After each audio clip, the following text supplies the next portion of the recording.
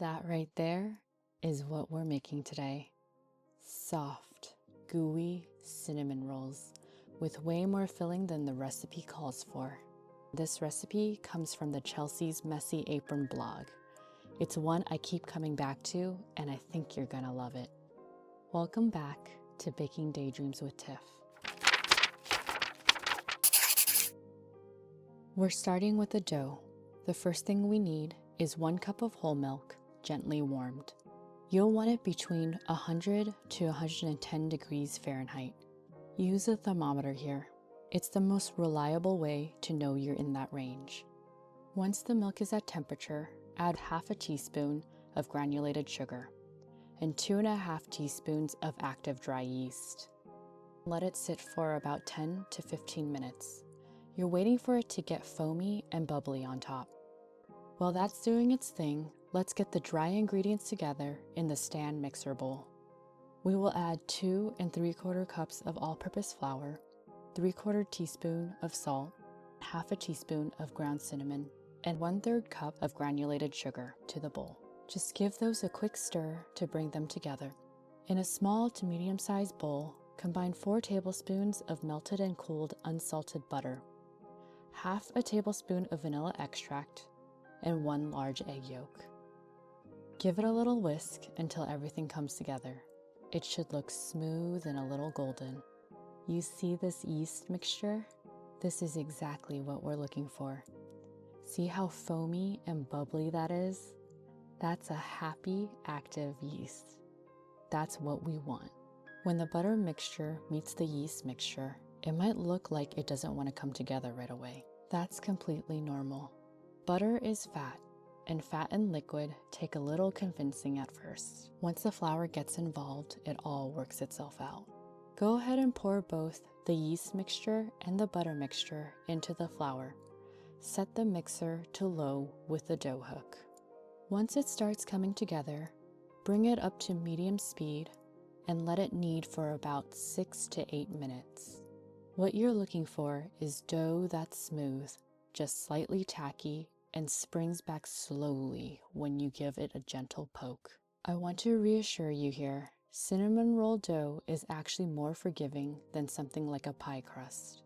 The butter and egg in this dough slow down how much gluten develops, so it's not as easy to overwork as a lean bread dough.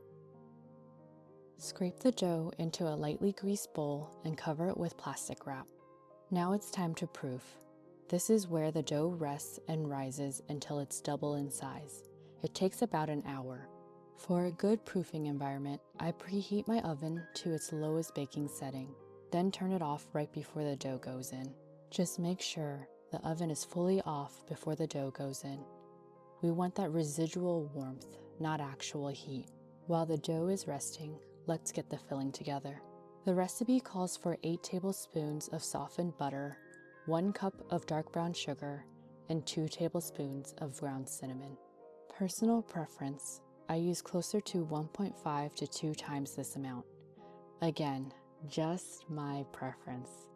Do what's right for you in taste.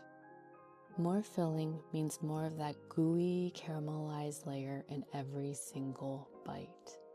But you can absolutely use the original amount and these will still be really wonderful. Mix it all together until it's combined. It'll look crumbly and dark, kind of like a thick, fragrant brown sugar sand. Look at that dough. It has doubled and it's ready for us. If yours hasn't quite doubled yet, just give it a little more time. Every kitchen is a little different, and that's okay. Flour your surface lightly, just enough so the dough doesn't stick. You don't need a lot. Turn the dough out and start by stretching it gently with your hands into a rough rectangular shape. Let the dough do some of the work before you bring in the rolling pin. Once you've got a rough shape, then go in with the rolling pin. Start from the center and roll outwards. That gives you more control than going back and forth. If the dough keeps snapping back on you, just step away for 5 minutes. The gluten needs a little rest. It'll be much more cooperative after. Some people like to lift and rotate the dough as they roll to keep the shape even. I don't do that myself, but it's a good option if it helps you. You're aiming for roughly a 12 by 18 inch rectangle, about a 1/4 inch thick.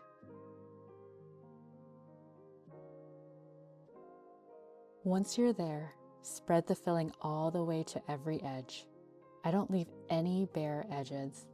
I want filling in every single bite from end to end. Take a moment and look at that. All that filling, that's exactly what we're going for. Start rolling from the near long edge. Keep it tight and even, and use both hands as you work your way across.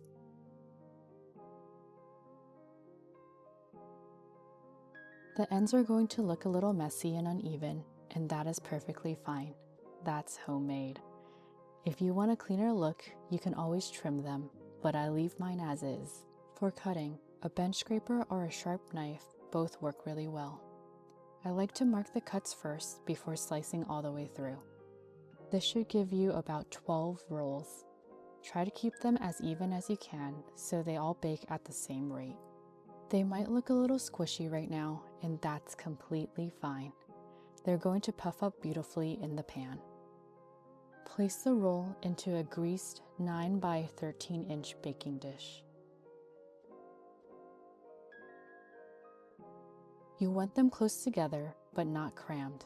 They're going to rise and press up against each other, and that's exactly what creates that soft pull-apart texture.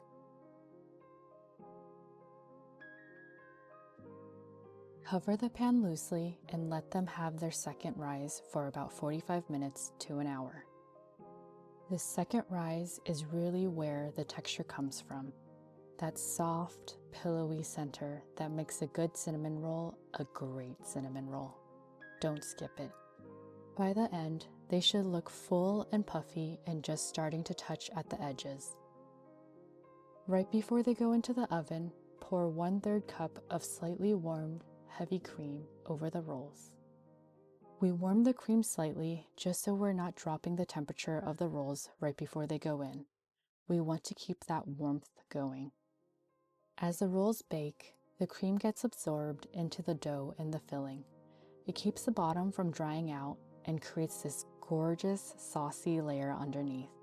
Bake at 365 degrees for about 17 to 26 minutes until the tops are a beautiful golden brown. Now, for my favorite part, the frosting. In the stand mixer, combine 4 ounces of full fat cream cheese and 1/3 cup of room temperature unsalted butter. Add 1/8 teaspoon of cinnamon, 1/2 teaspoon of vanilla bean paste, and 1/8 teaspoon of salt. Sift in 1 cup of powdered sugar and mix until it's smooth and fluffy and clouds up around the bowl. And same with the filling, I use about 1.5 to 2 times the frosting the recipe calls for. I just really love a generous layer of cream cheese frosting on a warm cinnamon roll. That's my preference. You do what feels right to you. Spread it over the rolls while they're still warm. The warmth helps it melt just slightly into every layer and every swirl. And that's it.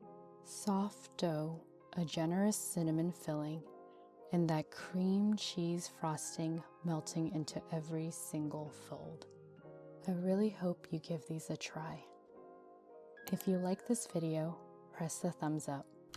Comment down below with your amount of frosting preference or your baking journey.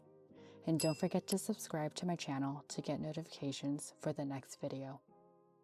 I'll see you on the next one. Thanks. Bye.